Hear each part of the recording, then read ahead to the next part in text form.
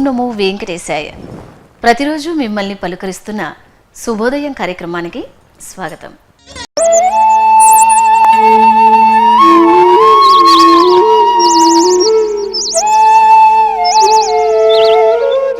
మన నిత్య జీవన విధానంలో ఏ విధంగా నడుచుకోవాలో ఎంతోమంది ఋషులు మనకు తెలియజేశారు. వాటిలో కొన్నింటిని ఈరోజు ఋషివాక్యం ద్వారా తెలుసుకుందాం. శ్రీ వెంకటేశాయ శ్రీనివాసాయ గోవిందాయ నమో నమః. నమో మహద్భ్యో ఋషిభ్యో గురుభ్యో నమః. కాళిదాస మహాకవి రఘువంశ కావ్యంలో ఒక అత్యద్భుతమైన వర్ణన చేశాడు. సుదక్షిణ దిలీప్ దంపతులు వశిష్ఠుని ఆశ్రమానికి వెళుతున్న సందర్భం అది. ఆ వెళుతున్నప్పుడు రథం మీద ఆ దంపతులిద్దరు ఎలా శోభాయమానంగా ఉన్నారు అంటే, మంచు తొలగినటువంటి చైత్ర పౌర్ణమి నాడు చిత్రా నక్షత్రం చంద్రుడు కలిసి ఉన్నప్పుడు ఎలా ఉంటుందో అలా ఉన్నారు అక్కడ ఉన్నటువంటి దిలీప్ చక్రవర్తి సుదక్షిణ. ఈ విషయంలో అక్కడ చంద్రుడు నక్షత్రం ఈ రెండు చెప్పడంలో ఆ నక్షత్ర స్వరూపం సుదక్షిణ, ఆ చంద్రస్వరూపం దిలీపుడు. చిత్రా నక్షత్రంతో చంద్రుడు కలిసినప్పుడు ఎలా ఉన్నారో అలాగా. అప్పుడు ఆ స్థితి ఎలా ఉంటుందంటే మంచు ఉండదు, చలికాలం వెళ్ళిపోతుంది కదా, మంచు తెరలు తొలగినటువంటి చైత్ర పూర్ణిమ నాడు.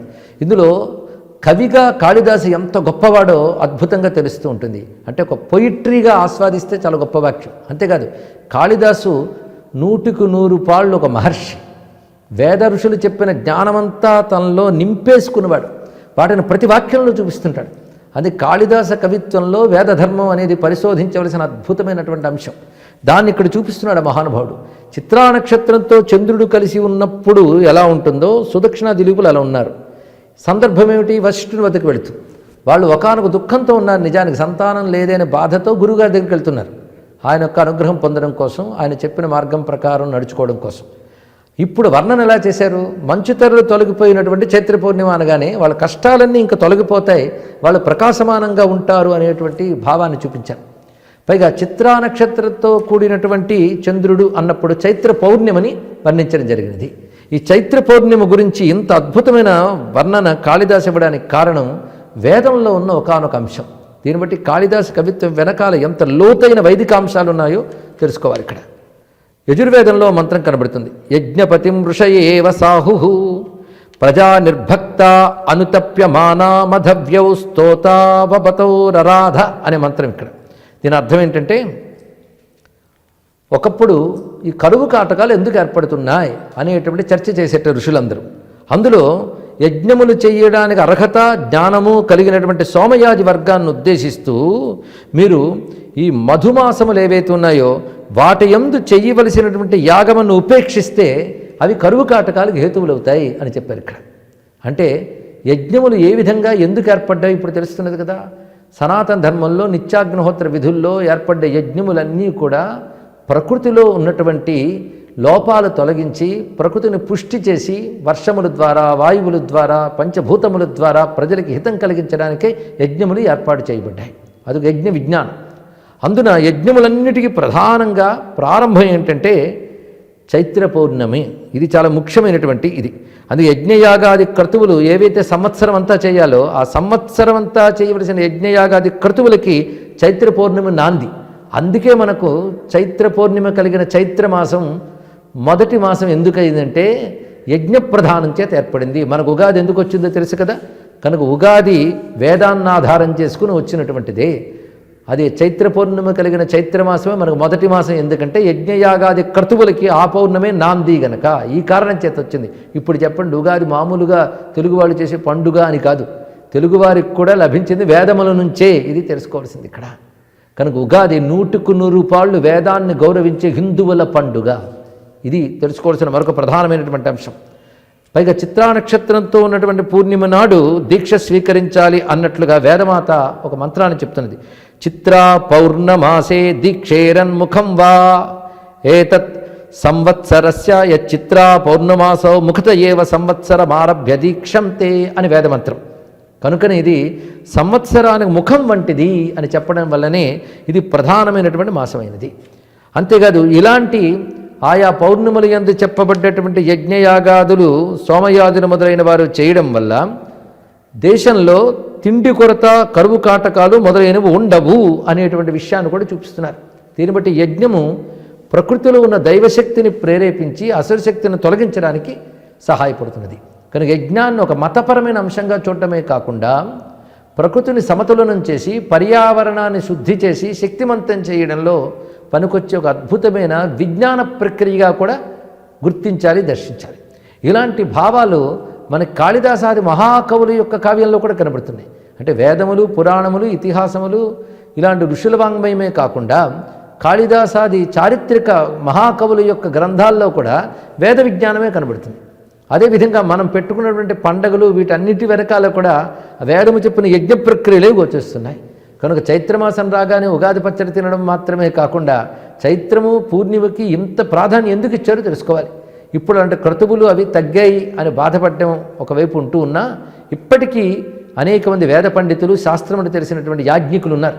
మనం చేయలేకపోతే వారిని ప్రార్థించి వారి చేత ఇలాంటి యజ్ఞయాగాదులు చేయించాలి. ఒకవైపు వాళ్ళ చేత యజ్ఞయాగాది క్రతువులు చేయడం, మనం ఇలాంటి చైత్ర పూర్ణిమ లాంటి పుణ్యతిథుల యందు భగవంతుని మనకు తెలిసినట్లుగా ఆరాధన చేసుకోవడం అనేది చేసినట్లయితే మళ్ళీ దేశానికి, ధర్మానికి క్షేమం కలుగుతుంది అని ఈ వాక్యముల ద్వారా మనం అర్థం చేసుకోవాల్సిన ఒక అద్భుతమైన విజ్ఞానం. ఇలాంటి విజ్ఞానాన్ని ఇచ్చిన మహర్షి పరంపరకు నమస్కరిస్తూ స్వస్తి.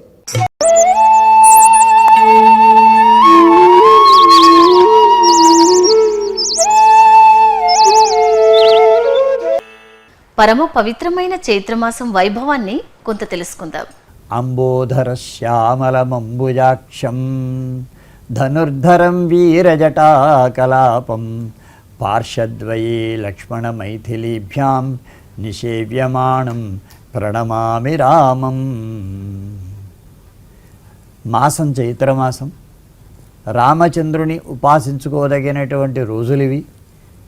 ఈ సందర్భంలో మనకు మనస్సులో ఒక చక్కటి భావన కలగాలి, ఒక భావచిత్రం ఏర్పడాలి. ఎటువంటిది ఆ భావచిత్రం అంటే మనకి ఈ శ్లోకంలో చెప్తున్నారన్నమాట. అంబోధర శ్యామలమంబుజాక్షం.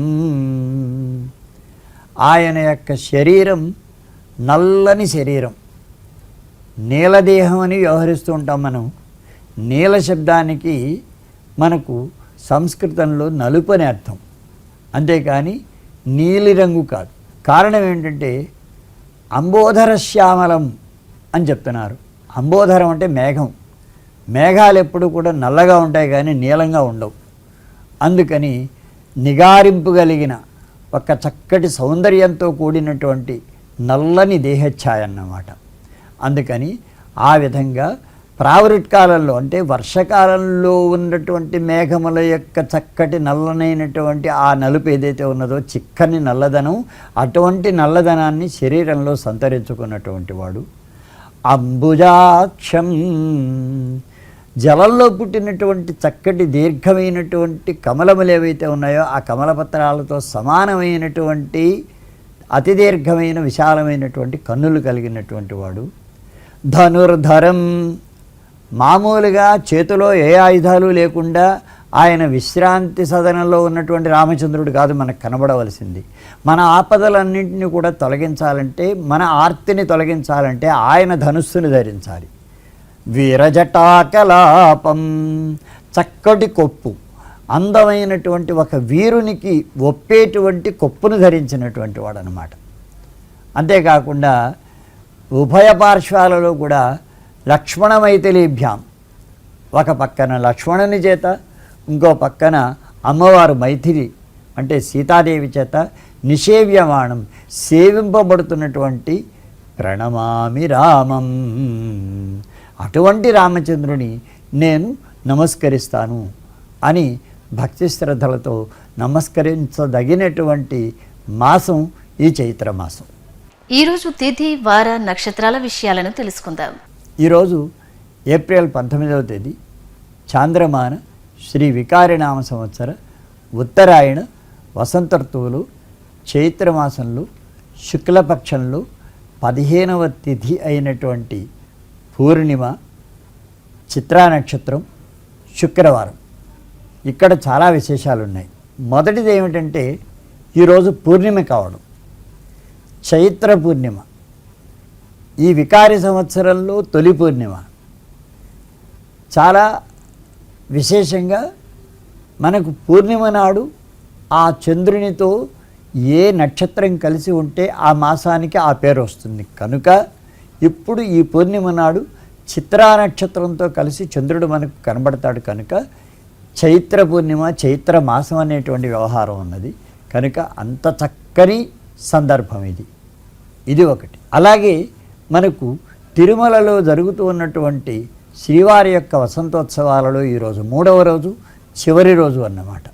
ఎంతో భక్తి శ్రద్ధలతో భక్తులు, అధికారిగణాలు, అదేవిధంగా అర్చకులు వీరందరూ కూడా కలిసి ఎంతో ఉత్సాహంతో స్వామివారిని సేవించుకుని ఆ ఉభయదేవేరులతో కూడినటువంటి స్వామివారి యొక్క అనుగ్రహాన్ని పొంది నానా విధములైనటువంటి వర్ణాలతోటి తమ యొక్క శరీరాలన్నింటినీ కూడా అలంకరించుకునేటువంటి సందర్భం ఈ సందర్భం.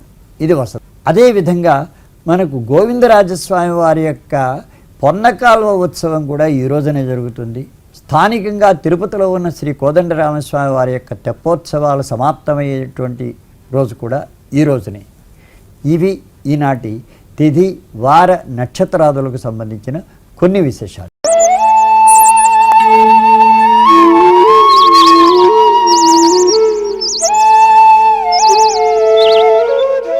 ఈనాటి శుభోదయం కార్యక్రమం మిమ్మల్ని ఎంతగానో అలరించిందని ఆశిస్తూ రేపటి శుభోదయం కార్యక్రమంలో మళ్ళీ కలుద్దాం. ఓం నమో వెంకటేశాయ.